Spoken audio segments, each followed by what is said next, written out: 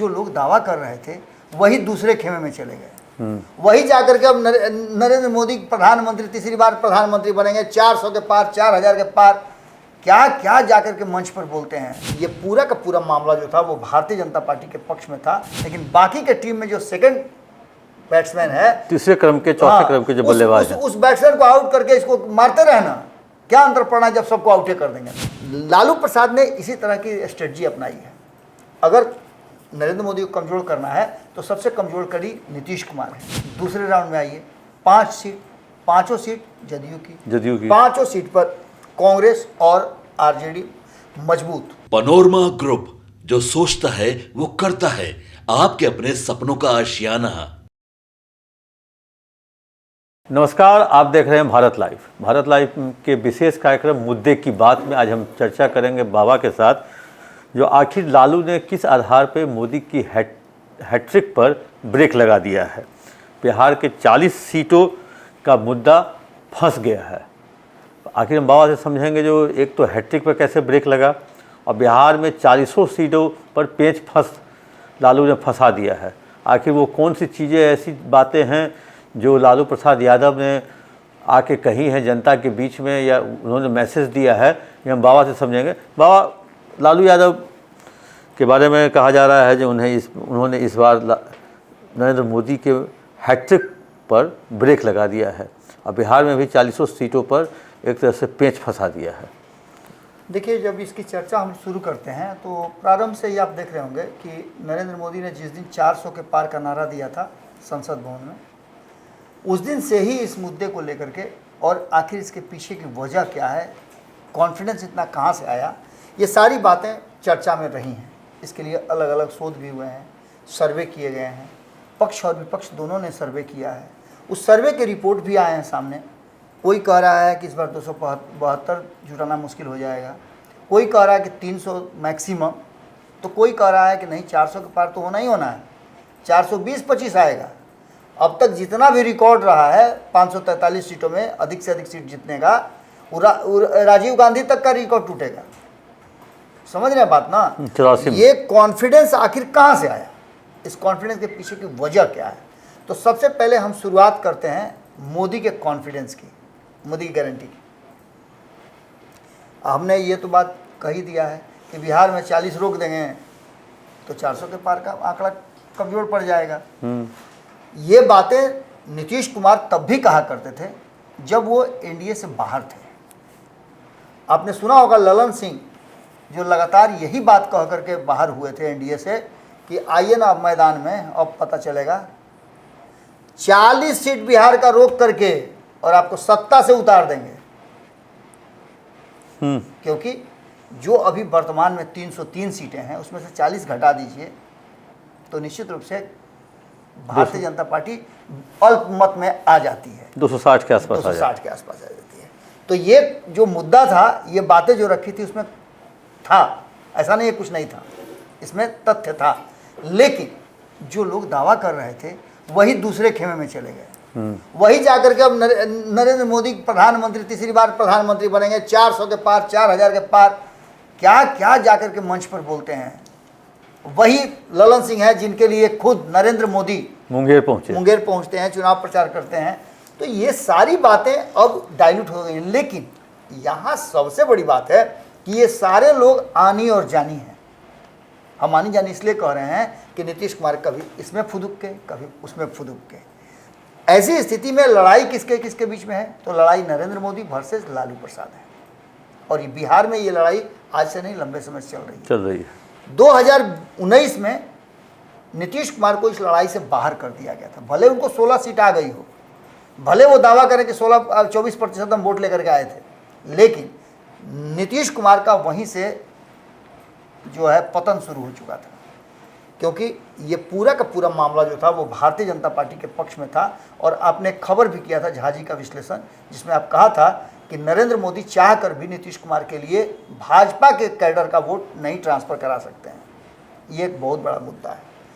इस मुद्दे को अच्छी तरह से समझ लिया है लालू प्रसाद ने।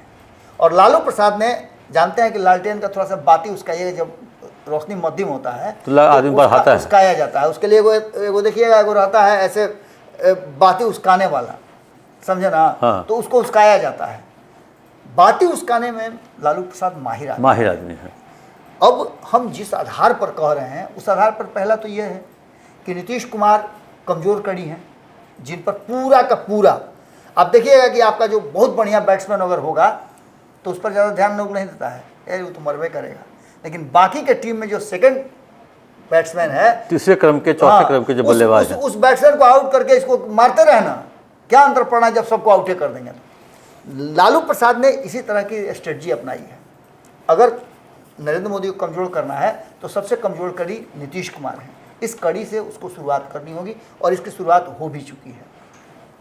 पहले राउंड को छोड़ दिया जाए, दूसरे राउंड में आइए, 5 सीट, पांचों सीट जदयू की, पांचों सीट पर कांग्रेस और आरजेडी मजबूत, बहुत मजबूत, बड़ी कड़ी लड़ाई हुई है। हालांकि पूर्णिया में अगर देखा जाए तो लड़ाई थोड़ी सी बदल गई थी, क्योंकि वहां पप्पू यादव ने उस लड़ाई को दूसरे तरफ डाइवर्ट कर दिया दूसरे। लेकिन यहाँ भी कहीं ना कहीं कमजोर नीतीश कुमार ही नजर आ रहे हैं, चाहे दोनों में से कोई हो, लेकिन कमजोर तो नीतीश कुमार ही हुए। इसके बाद तीसरे चरण में आइए, जिसमें चुनाव होने हैं 7 तारीख को, उसमें 3 सीटें, यानी 16 में से उनकी 8 सीटें तो क्लियर हो गई। 8 सीटों में से अगर नीतीश कुमार, हम चलिए हम मान लेते हैं सभी सीट जीत जाएंगे, लेकिन किस बेसिस पर आप कहिएगा?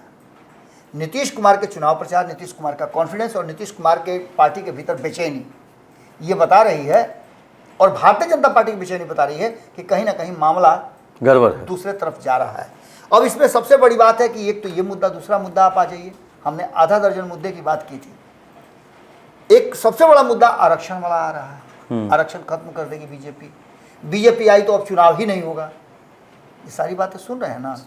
एक पत्रकार के नाते हम लोगों के काम, संविधान में बदलाव हो जाएगा, संविधान में बदलाव हो जाए, संविधान रहेगा ही नहीं। हाँ, नया संविधान बन जाएगा, आरएसएस का संविधान लागू हो जाएगा। 2015 में यही मुद्दा चला था और इस मुद्दे ने डैमेज किया था भारतीय जनता पार्टी को। इससे आप इनकार नहीं कर सकते हैं। भारतीय जनता पार्टी को सत्ता में तो पहले ही नीतीश कुमार ने बाहर कर दिया था, लेकिन 2015 के चुनाव में 2014 में इतना मजबूत जीतने वाली भारतीय जनता पार्टी 2015 में चारों खाने चित बिहार में हो गई थी। तो एक जो आरक्षण का मुद्दा है, इस मुद्दे को लेकर के आपने देखा होगा कि भारतीय जनता पार्टी इस पर डिफेंड कर रही है। सम्राट चौधरी आते हैं, अमित शाह आते हैं, प्रधानमंत्री नरेंद्र मोदी आते हैं, राजनाथ सिंह आते हैं, जेपी नड्डा आते हैं, नीतीश कुमार कहते हैं कि नहीं इस पर कुछ नहीं होगा, जीतन राम मांझी कह रहे हैं कि संविधान कैसे खत्म हो जाएगा, उपेंद्र कुशवाहा कहते हैं कि संविधान कैसे खत्म हो जाएगा, यहाँ तक कि बाबा साहेब भीमराव अंबेडकर के संविधान को कौन खत्म कर देगा, ये चिराग पासवान मंच से डकरते हैं। और वहीं दूसरी तरफ लालू यादव संविधान के, बाबा साहेब अंबेडकर की किताब संविधान को लेकर के मंच से भाषण देते हैं, आप दिखाते हैं जनता को जो यही इसी को खत्म करेगा बीजेपी आ जाएगा। तो ये बातें हो रही हैं। लालू प्रसाद के बाद आप देखिए तेजस्वी यादव हर भाषण में कहते हैं ये तो संविधान खत्म कर देगा सब। मुकेश सहनी को इतना एग्रेसिव बना दिया है लोग, उनको बना दिया है लोग आत्मघाती दस्ता, बारूद भर करके हमेशा 24 घंटा एगो माचिस लेकर कोई खड़ा रहता है कि आस्ते से फुस से मारो विस्फोट कर जाएगा। तो विस्फोट कर रहे हैं, देखिए रहे हैं कैसा कैसा बयान दे रहे हैं। आरक्षण की बात को लेकर के भारतीय जनता पार्टी काफ़ी डिफेंडिंग मोड में है। गुरु प्रकाश को उतारा गया, इधर चिराग पासवान दलित समाज से आते हैं उनको उतारा गया, ये सारे लोग कर रहे हैं। लेकिन इस पर भारतीय जनता पार्टी को बैकफुट पर ले जाने के लिए पूरी तैयारी जो है महागठबंधन की तरफ हो रहा है। अब तो राहुल गांधी भी बोलने लगे हैं, इसके अलावे प्रियंका गांधी बोलने लगी हैं, मल्लिकार्जुन खड़गे तो बोल ही रहे हैं। ये सारे लोग बता रहे हैं कि संविधान खत्म हो जाएगा, आरक्षण खत्म हो जाएगा। अब इसके आगे अगर आप बढ़ें तो एक मुद्दा है कि देखे होइएगा आप 2024 का चुनाव शुरू होने से पहले नरेंद्र मोदी ने एक नया गेम प्लान रचा था। वो गेम प्लान था कि बनारस से सीधे दक्षिण तक जाने का एक ऐसा सूती फोड़ा गया था जो सीधे राम सेतु तक जा रहा था, राम सेतु तक, यानी कि नॉर्थ और साउथ को जोड़ने की, ईस्ट और वेस्ट को जोड़ने की पूरी तैयारी नरेंद्र मोदी ने कर ली थी। कर्नाटक उसका रास्ता है, सब कुछ जानता है। कर्नाटक में पिछली बार आपने देखा कि भले ही वो विधानसभा में सत्ता में नहीं पहुंच पाई हो, लेकिन लोकसभा की सीटें उसके पास थी। अब कर्नाटक में जो नया शगुफा चला है, जेडीएस में जो देवगौड़ा के पोता हैं, उनके बारे में जो बातें आई हैं कि लगातार महिलाओं के साथ किस तरह से वो उनका शोषण किया करते थे, उसकी तस्वीरें बनाया करते थे, उनको सपोर्ट कर रही है भारतीय जनता पार्टी। कि ये मुद्दा लेकर के बहुत गंभीरता के साथ इस मुद्दे को रखा जा रहा है। इसके बाद अगर बात करें तो कहीं ना कहीं इस मुद्दे के साथ साथ एक मुद्दा और भी चल रहा है, और मुद्दा है कि क्या भारतीय जनता पार्टी अपनी बी टीम के साथ उतरी है, फॉल्स गेम खिलवा रही है। और ये आरोप लग रहा है ओवैसी की पार्टी एएमआईएम पर और दूसरा बीएसपी पर। आपको याद होगा कि चुनाव की शुरुआत से पहले 40 सीट पर लड़ने का ओवैसी ने घोषणा किया था, लेकिन 40 सीटों पे नहीं, वो ऐसी सीटों पे लड़ रहे हैं। कल ही हमने इस पर चर्चा किया था कि ऐसी सीटों पे वो चुनाव लड़ रहे हैं जो सीटें कहीं ना कहीं डैमेज कर रही हैं आरजेडी को और कांग्रेस को। एक मुद्दा ये बड़ा है, क्या वास्तव में ऐसा हो रहा है? लालू प्रसाद इस पर भी शोध कर रहे हैं और खास करके उस समाज के उस वर्ग के लोगों को समझाने में कोशिश कर रहे हैं कि आप लोग गलत जगह जा रहे हैं, अगर ऐसा कीजिएगा तो भाजपा को फायदा हो जाएगा। तो एक मुद्दा ये भी है इस मुद्दे। लेकिन बाबा एक चीज़ तो है, लालू प्रसाद आज के डेट में भी जाने माने राजनीतिक है। जो बीजेपी जिस चीज़ को लेकर के मैदान में उतरने वाली थी, काशी मथुरा राम मंदिर, धारा 370, 3 तलाक, वो मुद्दा बीजेपी के पेट में ही रह गया। लालू यादव ने डाइवर्ट कर दिया संविधान, आरक्षण, इस सब मुद्दे पर बीजेपी को डिफेंड करना पड़ा, उनको सफाई देनी पड़ रही है। अपना गुणगान करने के बजाय बीजेपी को सफाई देनी पड़ रही है जनता में जाके। बिल्कुल बिल्कुल बिल्कुल आप सही कह रहे हैं। भारतीय जनता पार्टी, हालांकि अभी देखिए चुनाव का पहला और दूसरा राउंड ही खत्म हुआ है, तीसरा राउंड होने वाला है। तीसरा राउंड से पहले आपने देखा होगा कि एक बार फिर से राम मंदिर का मुद्दा धीरे धीरे आने लगा है, 3 तलाक का मुद्दा आने लगा है, और भी एनआरसी का मुद्दा आपने देखा होगा, देश नहीं झुकने देंगे ये मुद्दा आने लगा है। यानी कि धीरे धीरे करके धर्म और राष्ट्रवाद ये दोनों की तरफ शिफ्ट कराने की कोशिश की जा रही है। धारा 370 की बात अब शुरू हो चुकी है। कल ही हमने देखा कि जो हरीश रानी हैं वो बता रहे थे कि कश्मीर में क्या हो गया, कश्मीर में अमन चैन आ गया, वहाँ लोगों को अपना अधिकार मिलने लगा, राम मंदिर तो बन गया, रामलला विराजमान हो गए, कहाँ देश में दंगा हो गया। ये इस बात को डिफेंड करते हैं, इस बात को रखते हैं कि नरेंद्र मोदी हैं तो कुछ भी नहीं होगा। इसके अलावे मुद्दा जो 400 के पार वाला है और बिहार में 40 वाला, इस मुद्दे को पूरी तरह से एक्सपोज कर रहे हैं तेजस्वी यादव। बार बार ये कह रहे हैं कि 2 चरण के बाद अब काहे नहीं बोल रहे हैं 400 के पार। आपने सुना है कान से क्या? किसी मंच पे नहीं बोल रहे हैं। यानी कि ये भी एक मुद्दा है जो बड़ा मुद्दा है, और देश में 400 के पार और बिहार में 40 के पार, जिसकी चर्चा हम लगातार कर रहे हैं। टास्क बड़ा है, कैसे इसको पूरा करेगी भारतीय जनता पार्टी? सिर्फ मोदी मैजिक या मोदी की गारंटी पर यह संभव नहीं है। बिहार में आप किसी भी प्रत्याशी के पास जाइए तो उसकी अपनी कैपेसिटी शून्य है, और नरेंद्र मोदी की कैपेसिटी वहाँ पूरी की पूरी 100% लग रही है। 2%, 4%, 10% भी कोई ये नहीं कहने के लिए तैयार है कि हम अपने बदौलत जीत रहे हैं। सारे लोगों का कहना यह है कि हम मोदी के नाम पर चुनाव लड़ने आए, मोदी को तीसरी बार बनाने आए हैं, इसके सिवाय कोई विकल्प नहीं है। वैसे लोग भी जो कल तक मोदी रहेगा तो देश खत्म हो जाएगा, वो भी मंच पर चिल्ला चिल्ला के बोलते हैं, नीतीश कुमार जैसे बड़े नेता, कि हमको नरेंद्र मोदी को तीसरी बार प्रधानमंत्री बनाना है। ये तो बकुली की तरह ऐसे टेढ़ हुए थे, तब ये हम बता दिए थे जब उत्तर प्रदेश में नीतीश कुमार की बात तो इसलिए है क्योंकि उसी लालू के खिलाफ लड़के वो सत्ता में आए, उसी लालू के साथ 2 बार गए, उसी के लालू के साथ 2 बार गए। लालू के साथ जाते हैं तो मंगल राज, लालू को छोड़ते हैं तो जंगल राज। बिल्कुल। तो मतलब वो ये कहानी वो जनता समझ रही है, इसलिए इस बार उदासीन है। आपको याद होगा उत्तर प्रदेश वाला, याद है ना? उत्तर प्रदेश में सरकार बनी थी, योगी आदित्यनाथ दूसरी बार जब शपथ ग्रहण कर रहे थे तो उस मंच पे नीतीश कुमार को बुलाया गया था। हाँ, बुलाया गया था। और नीतीश कुमार जब प्रधानमंत्री के सामने आए तो उनकी भावभंगी में आपने देखी थी, दंडवत, ऐसे बकुली की तरह टेढ़ा हो गए, दंडवत से, हाँ साफ बकुली की तरह हो गए थे। इधर बिचवा में तो एक और कहानी चला था कि वो गोड़ उड़ छू रहे हैं। हाँ, ये भी बात चली थी खूब, इस पर मैंने चुटकी लिया गया था। इसके अलावे 400 के पार वाला जो मुद्दा है ये भी एक बड़ा मुद्दा है। इसके अलावे सवर्णों की नाराजगी बहुत बड़ी बात है। सवर्ण काफ़ी नाराज हैं, और उनकी नाराजगी का सबसे बड़ा कारण जानते हैं क्या है? आप सवर्णों को प्रतिनिधित्व दे दीजिए, कोई बात नहीं है, लेकिन सवर्ण इस बात को लेकर के नाराज हैं कि नीतीश कुमार को आप लेकर के आए, जिससे कि सवर्णों का अंक जो है घटा। नीतीश कुमार ने कितने सवर्णों को टिकट दिया है? एक को भी नहीं, शायद देवेश चंद ठाकुर को दिया। दूसरा शिवहर में आप देख लीजिए, लवली आनंद 2 टिकट दिया।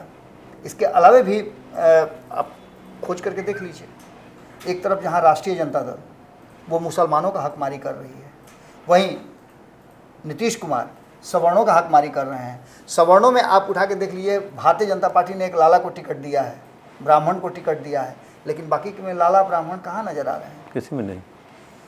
इस सारी बातों को लेकर के जहाँ सवर्ण काफ़ी नाराज हैं, एक मुद्दा ये भी बहुत बड़ा है कि सवर्णों की नाराज़गी, हालांकि कहा जाता है कि सवर्ण आखिर जाएंगे कहाँ, बन के गिदड़ जैबक के ने, वही हाल है। सवर्णों की स्थिति ऐसी हो गई है कि वो जाएं तो कहाँ जाएं, अंततः वो धर्म के नाम पर, राजनीति के नाम पर, लालू प्रसाद के विरोध में वोट करने के नाम पर वो वहीं जाते हैं। और लालू प्रसाद अगर नहीं देते हैं सवर्णों को टिकट तो अच्छा बात है, उनको देना भी नहीं चाहिए, कारण कि क्योंकि उसकी चुनाव तो आप जीतने के लिए करते हैं ना जी, तो हारने के लिए आप क्यों दीजिएगा? जो आदमी आपका विरोध कर रहा है उसको क्यों दीजिएगा? यही कारण है कि 2 दिन पहले हमने मंच पर देखा कि तेजस्वी यादव ने कहा कि अरे ये सब बड़ी हल्ला करता है, ये सब बड़ा भगाओ नीचे, तुम लोग नहीं चाहिए जी हमको। तो ये भावना आखिर क्यों आती है? इसलिए आती है, आप देख लीजिए कि बंधुआ मजदूर की तरह हाथ बांध करके ऐसे खड़ा रहते हैं सवर्ण लालू प्रसाद के सामने। ये अरे तेजस्वी से दुगना उम्र के मनोज झा 24 घंटा मस्तक रहते हैं, 24 घंटा पीछे में हाथ ऐसे करके बैठे रहते हैं। जबकि बताइए कितने काबिल आदमी हैं, प्रोफेसर है दिल्ली यूनिवर्सिटी में, दिल्ली में प्रोफेसर हैं, और ठाकुर का कुआं से लेकर के झुंझुना तक सब उन्हीं का दिया हुआ है। आज जो आरक्षण की बात आप कर रहे हैं, 2015 में किसने आरक्षण का मुद्दा दिया था? उसी मनोज झा ने दिया था। मनोज झा को आप थोड़े कोनो गिफ्ट का दे रहे हैं, मनोज झा जितना कर दिया उतना तो चुका नहीं पाइएगा। तो ये सारी बातें हैं, और इन सारी बातों के साथ साथ एक और जो अंतिम मुद्दा हम आप बताने जा रहे हैं, नहीं एक चीज और, लालू का थिंक टैंक रहा हमेशा सवर्ण ही रहा। शिवानंद तिवारी हो, रघुनाथ झा हो, मनोज झा हो, ऐसे करके जगदानंद सिंह हो, ऐसे सब जितने काबिल लोग हैं जो सवर्ण के हैं, वो उनका थिंक टैंक रहा जब तक लालू राजनीति में रहे। लेकिन अब वो तेजस्वी को कमान दे दिए हैं, तेजस्वी के मन में लगता है कहीं ना कहीं ये बात आ गई है जो अब हमको आप एक और चीज देखिए ना आप, कि तेजस्वी के इर्द गिर्द जो दायरा है, उस दायरे को आप बहुत गौर से देखिए, उसमें किस तरह के लोग हैं। बिहार में तेजस्वी यादव को ऐसा कोई चालाक यादव नहीं मिला कि उनको हरियाणा से आयात करना पड़ा। हमारे संपादक नमन मिश्रा जी इस बात को लेकर के अक्सर शोध करते रहते हैं, तो शोध करके बताते हैं कि आखिर उनमें और बाकी लोगों में क्या अंतर है। हालांकि संजय यादव के योग्यता पर किसी को संदेह नहीं है, अगर योग्य थे तभी तो उनको तेजस्वी यादव ने राज्यसभा भेजा। इतने लोगों के रहते हुए बिहार में मार अपार लोगों की भरे हुए थे, मार झोला ढो करके, या कितना लोग झंडा लेकर के, अभी भी कितना लोग तो हरियर रंग करके उनके ऑफिस के सामने चहलकदमी करते रहता है। उन लोगों में से कोई नहीं मिला। खैर लालू प्रसाद ने तो ऐसे ऐसे लोगों को दिया कि जो उनका खाना बनाता था उसको भी उन्होंने एमएलसी एमपी बनाया। खैर इन सारी बातों के साथ साथ अब सबसे बड़ा जो मुद्दा है वो मुद्दा है कि आखिर अति पिछड़े जो 36% है उनको कौन देखेगा, उनका सहारा कौन होगा। नीतीश कुमार ने भी अति पिछड़ों को जो चाहिए उनका 36% वो नहीं दिया है। लालू प्रसाद के देने का सवाल ही नहीं उठता है। भारतीय जनता पार्टी उतना हिसाब से दे ही नहीं सकती है, तो देगा कौन? कोई नहीं। 36% जो अति पिछड़े समाज के लोग हैं वो काफ़ी परेशान हैं कि उनका नेता कौन होगा, कैसे उनको प्रतिनिधित्व मिलेगा। इसके अलावा पिछड़ा की बात करें तो 14% यादवों को बहुत बढ़िया, देखिए लालू प्रसाद की विशेषता यही रही है कि वो कहते हैं कि एमवाई की पार्टी है, भले ही मुस्लिमों को कम दिया हो, लेकिन जो लाठी लेकर के उनके साथ खड़ा रहता है यादव, वो यादव खोज खोज करके ले आते हैं और उसको टिकट देते हैं। दिया उन्होंने, अपनी दोनों बेटियों को दिया, दोनों फाइटर हैं, एक ने तो किडनी अपना देकर के बाप को बचाया और दूसरी बड़ी बेटी उनकी सेवा कर रही है। बाकी लोग कहाँ हैं? यही दोनों तो नजर आ रही है लालू प्रसाद के पूरे एम्पायर में, यही दो। बाकी लोग तो एम्पायर नोचने खसोटने में लगे हैं और ये दोनों जो है उनके सेवा में लगी है। तो निश्चित रूप से ये दोनों उसकी हकदार तारीफ है, उसकी हकदार भी है, उसकी हकदार। इसके अलावा दलित की बात करें तो दलितों की बात करें तो 6 गो सीट है, तो 6 को कोई देगा, 6 को कोई देगा। लेकिन यहाँ पर हिम्मत दिखाया है लालू प्रसाद ने, एक दलित को और दिया है, चौपाल को, उनको ले जाकर के सुपौल में खड़ा किया है। इसके अलावा अगर सवर्णों की बात करें तो 15.5% सवर्ण है, तो उनकी बात हमने करिए दिया है कि भारतीय जनता पार्टी ने सवर्णों को अधिक से अधिक संख्या दे करके इस बात की तरफ इशारा कर दिया है कि भाई आइए और पाइए। इसके अलावा मुस्लिमों की बात करें तो मुस्लिम पिछड़ गए हैं, इनको कौन देगा? तो वही बी टीम जो कह रहे हैं ना, असल मुद्दा वही है। ओबीसी, वो बी टीम जो है ना, वो इस बात की तरफ तैयारी कर रही है कि अधिक से अधिक मुसलमानों को, और आपने देखा भी होगा कि जितने भी जीत करके विधानसभा में आए थे 9 या 10 उसमें 2020 के चुनाव में 20 के चुनाव में जितने भी आए थे 5 जीत करके, वो सभी दलित माफ कीजिएगा मुस्लिम समाज से थे। तो मुद्दा यही है, मुद्दे की बात यह है कि कहीं ना कहीं लालू प्रसाद ने ब्रेक लगाने की कोशिश की है, और उस ब्रेक लगाने का कोशिश ही है कि बिहार में 40 सीटों का जो तिलिस्म है वो तोड़ना बड़ा मुश्किल लग रहा है। हम बाबा से समझ रहे थे मुद्दे की बात में, जो आखिर नरेंद्र मोदी, प्रधानमंत्री नरेंद्र मोदी तीसरी बार पीएम बनेंगे कि नहीं बनेंगे, 400 पार होगा कि नहीं होगा। बिहार में 40 का 40 सीट जो है कहीं ना कहीं उसमें पेच फंसा हुआ है, कहीं यादव को लेकर, कहीं मुस्लिम को लेकर, कहीं बागी को लेकर, कहीं अति पिछड़ा को लेकर, कहीं सवर्ण को लेकर। तो मतलब कहें जो इस बार का लगता है बिहार का 40 सीट का जो पेच है वो फंसता हुआ दिख रहा है। 40 पर बहुत कांटे की टक्कर है, और इस बार हैट्रिक लगाने की स्थिति में एनडीए है कि नहीं है, उस पर लालू यादव ने एक तरह से कहें जो पेंच फंसा दिया है। आप देखते रहिए भारत लाइव। आप देख रहे थे मुद्दे की बात। आप अपना कमेंट जरूर कमेंट बॉक्स में डालें, क्योंकि उसको देख करके हम लोग आगे की और मतलब अच्छा करने का प्रयास करते हैं। पनोरमा ग्रुप, जो सोचता है वो करता है।